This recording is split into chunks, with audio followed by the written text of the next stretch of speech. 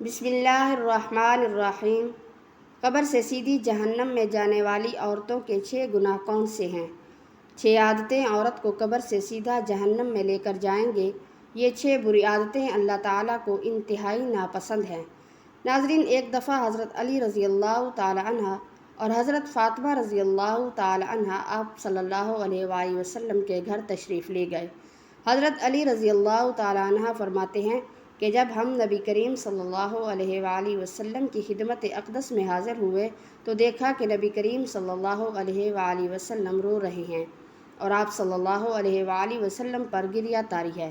جب میں نے آپ صلی اللہ علیہ وآلہ وسلم کی یہ حالت دیکھی تو عرض کیا، یا رسول اللہ صلی اللہ علیہ وآلہ وسلم، میرے ماں باپ آپ پر قربان ہوں، آپ کو کس چیز نے رلایا ہے؟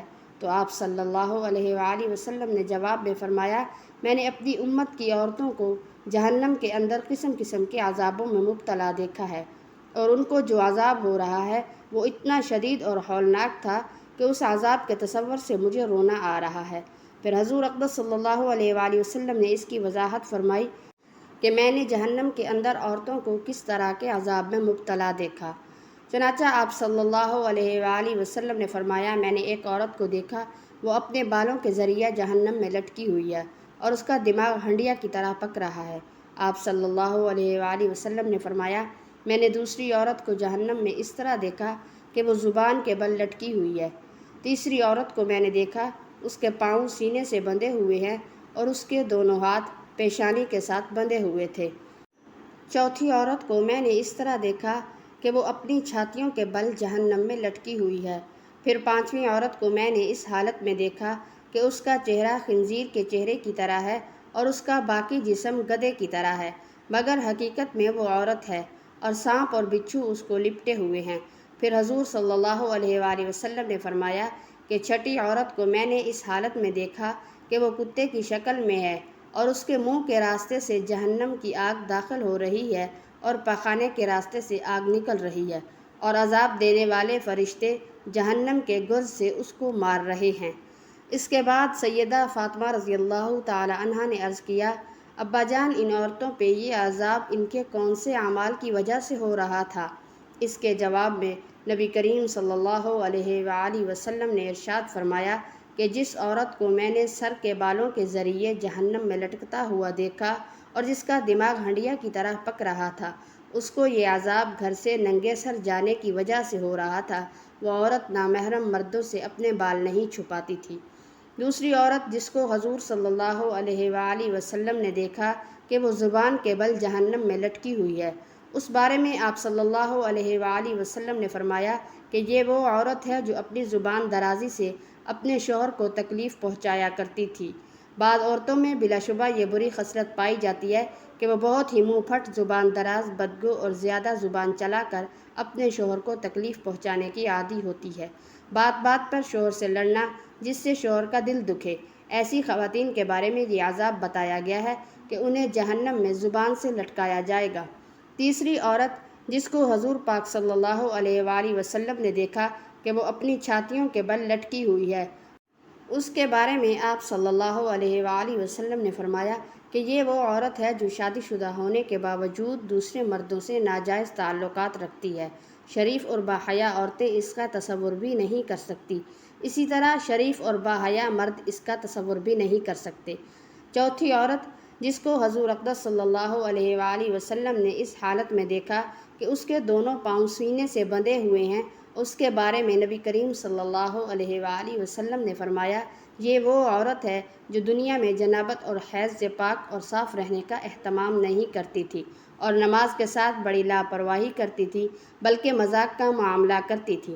پانچویں عورت جس کو حضور اقدس صلی اللہ علیہ وآلہ وسلم نے دیکھا کہ اس کا چہرہ خنزیر کی طرح ہے اور باقی جسم گدھے کی طرح اور سانپ اور بچھو لپٹے ہوئے ہیں، اس کے بارے میں آپ صلی اللہ علیہ وآلہ وسلم نے فرمایا کہ یہ وہ عورت تھی جس کو جھوٹ بولنے اور چغلی کرنے کی وجہ سے عذاب ہو رہا تھا۔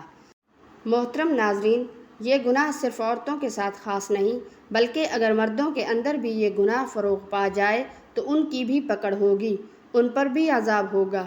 چھٹی عورت جس کو حضور صلی اللہ علیہ وآلہ وسلم نے اس حالت میں دیکھا کہ وہ کتے کی شکل میں ہے اور اس کے منہ میں آگ داخل ہو رہی ہے اور پخانے کے راستے سے آگ باہر نکل رہی ہے اور فرشتے جہنم کے گرز سے اس کو مار رہے ہیں۔ اس کے بارے میں آپ صلی اللہ علیہ وآلہ وسلم نے فرمایا، اس عورت کو یہ عذاب دو گناہوں کی وجہ سے ہو رہا ہے، ایک حسد کی وجہ سے، دوسرا احسان جتلانے کی وجہ سے۔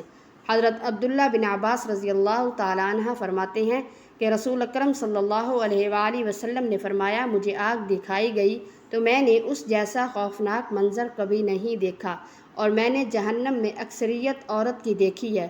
تو صحابہ کرام رضوان اللہ علیہم اجمعین کہنے لگے، اے اللہ کے رسول وہ کیوں؟ تو نبی کریم صلی اللہ علیہ وآلہ وسلم نے فرمایا، اپنے کفر کی وجہ سے۔ تو آپ صلی اللہ علیہ وآلہ وسلم سے یہ پوچھا گیا، تو وہ اللہ تعالیٰ کے ساتھ کفر کرتی ہیں؟ نبی کریم صلی اللہ علیہ وآلہ وسلم نے فرمایا کہ وہ خاوند کی ناشکری کرتی ہیں۔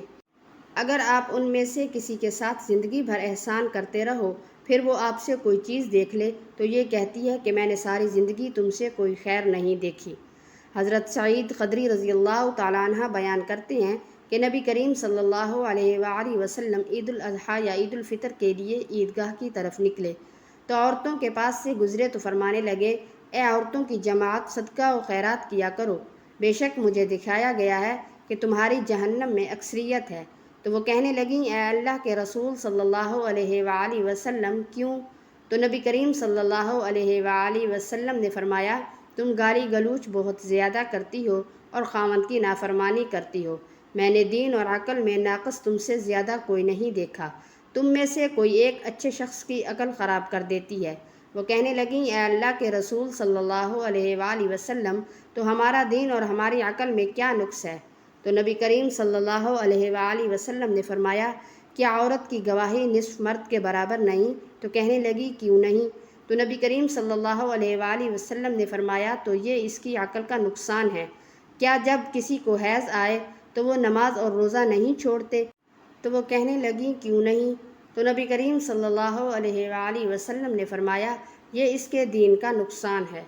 تمام خواتین کو ہماری یہ نصیحت ہے کہ وہ اسلام کے شعائر اور فرائض پر عمل کریں اور خاص کر نماز پڑھیں اور ان اشیاء سے دور رہیں جو اللہ تعالیٰ نے حرام کی ہیں، خاص کر اس شرک سے جو کہ عورتوں کے اندر مختلف صورتوں میں پھیلا ہوا ہے، مثلاً اللہ تعالیٰ کے علاوہ دوسروں سے حاجات پوری کرانا اور جادوگروں اور نجومیوں کے پاس جانا۔ ہم اللہ تعالیٰ سے دعا گو ہیں کہ وہ ہمیں اور ہمارے سب بہن بھائیوں کو آگ سے دور کرے اور ایسے قول و عمل کرنے کی توفیق دے جو اللہ تعالیٰ کے یہاں پسندیدہ ہوں۔ آمین ثم آمین یا رب العالمین۔